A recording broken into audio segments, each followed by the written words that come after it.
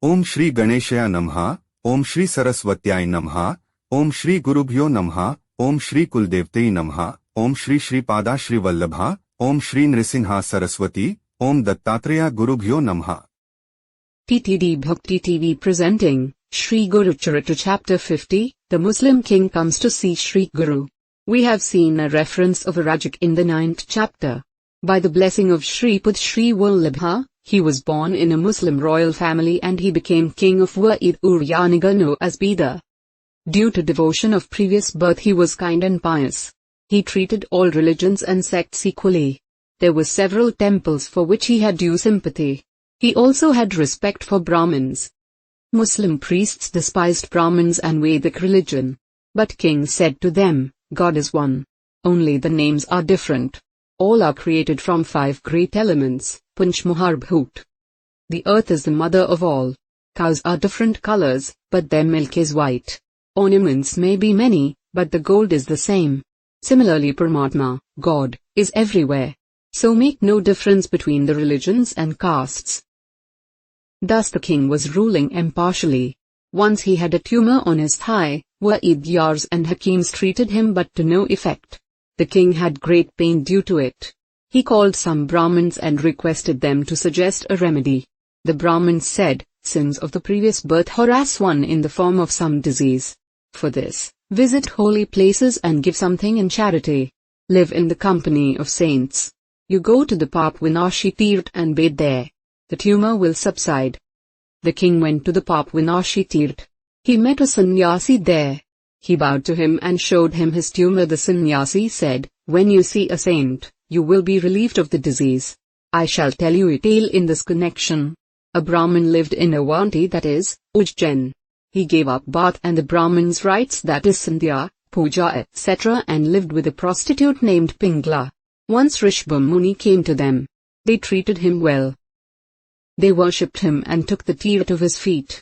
When the Muni was asleep, both served him, keeping awake the whole night.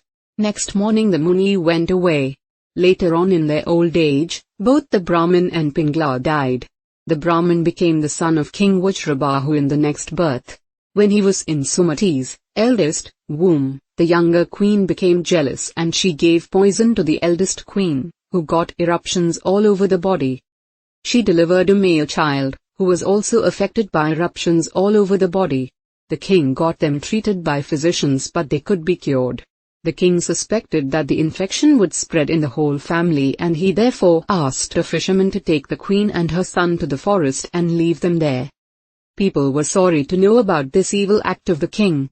Sumati was roaming in the forest with her son in despair. Due to exertion, she was thirsty and was searching for water. She came to a mandir and met some females, who told her, Padmaka is the king of this country. He is kind and pious. He will protect you. In the meantime some maidservants of the king came there. Sumati narrated to them her sad account. They took Sumati to the palace and reported to the king about her. The king was very kind and he arranged for her stay. Here too the eruptions on the body of the mother and son harassed them. One day due to unbearable pain, the child expired. Sumati began to weep bitterly. The ladies of the neighborhood tried to console her, but she continued mourning. In the meanwhile Rishabha Muni came there. King Padmaka received him warmly. As he heard a mourning sound he inquired. King Padmaka narrated to him the sad account of Sumati. Rishabha Muni came to her and began to console her, saying, it is futile to mourn for the bygone. All lives are like bubbles in water. This body is made of 5 elements and when these elements separate, nothing remains behind. So do not mourn for the perishable body. One has to suffer as per one's previous actions. For self-emancipation adore Lord Sri Shankar. Sumati said, I had to come here leaving the kingdom and here too I met this fate. Now I do not wish to live any longer.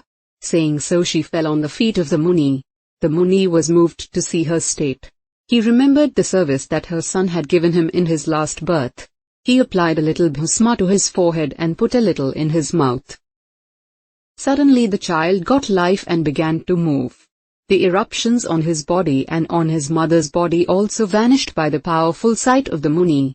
Both looked as bright as gold. Sumati and the child bowed to the Muni devotedly. The Muni blessed them and went away.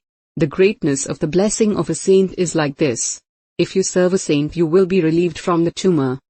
The Muslim king asked with folded hands, kindly tell me where there is a saint, I shall go there. The sannyasi said, Sri Guru lives at Gangapur on the bank of Bhima. You go to him. The king immediately went to Gangapur and inquired about Sri Guru. The people were afraid when they saw that the Muslim king had come to Gangapur. They did not speak due to fear. When the king asked again, he was told that Sri Guru had gone to the Sangam and he would return soon. Hearing this, the Muslim king started to go to the Sangam. On the way he saw Sri Guru coming. He came down palanquin and bowed to Sri Guru respectively. Sri Guru said, Oh, Rajak, where have you been so far? I am seeing you after a long period. Hearing this, the Muslim king recollected his life of last birth. He lay prostrate before Sri Guru and began to shed tears of love and joy. With choked voice he asked Gurudev, why did you keep me away so long? Being entangled in the royal pleasures, I forgot you. Now I have come to your shelter. Liberate me. I am much harassed due to this tumor on my thigh. Sri Guru smiled and said, Show me, where is the tumor?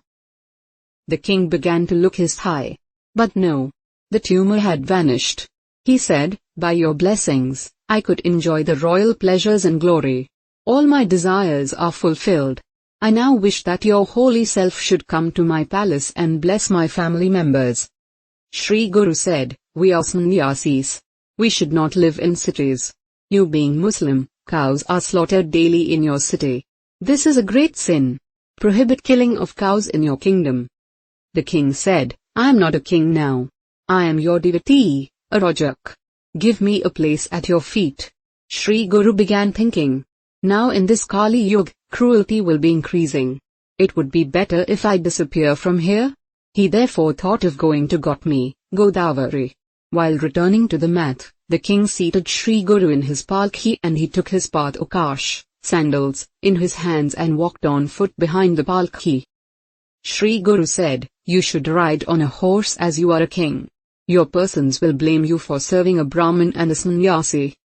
The king said, I may be a king for the people, but for you I am your devotee, a Rajak. My body of iron is transformed into gold by your sight. All my desires are now fulfilled. By this time all the elephants, horses and soldiers of the king had reached the place.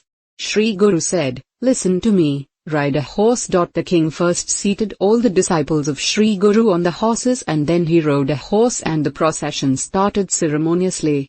Sri Guru then said to the king, If we come with you, we cannot observe our rituals punctually. Therefore I will go ahead.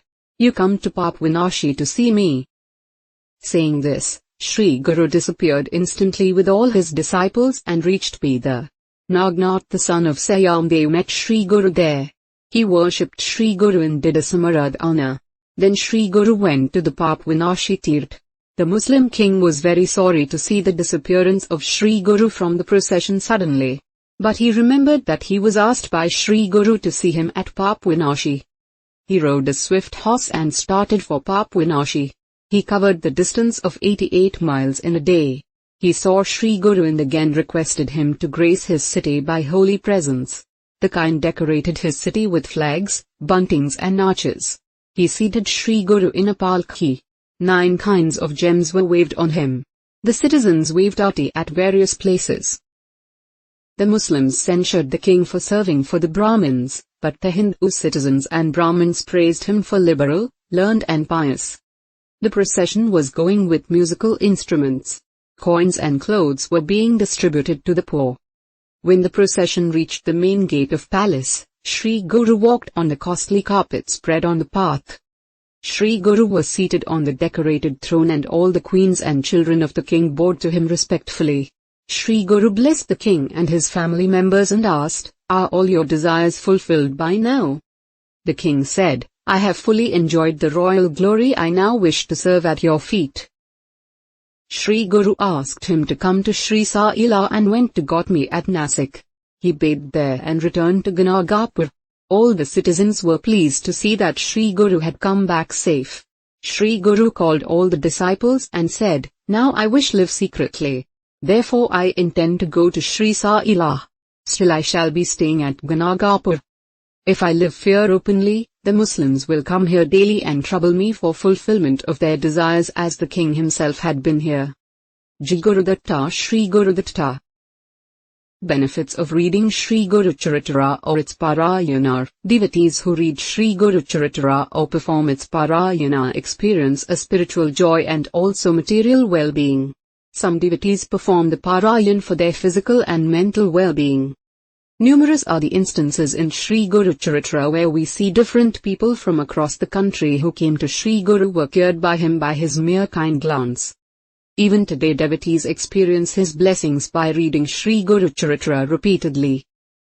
There are specific chapters, adhyayas, in Guru Charithra which are believed to cure specific problems in life. Here are a few. Adhyay 8 for birth of a wise and intelligent child, Adhyay 14 for solving employment or job-related problems, Adhyay 17 for education and overall development of children, Adhyay 18 for financial well-being, Adhyay 20 to 21 for black magic or evil spirit problems, Bhut Pret Para, Adhyay 10 and 38 for financial upliftment and success in business, Adhyay 13 and 45 for health-related problems, etc.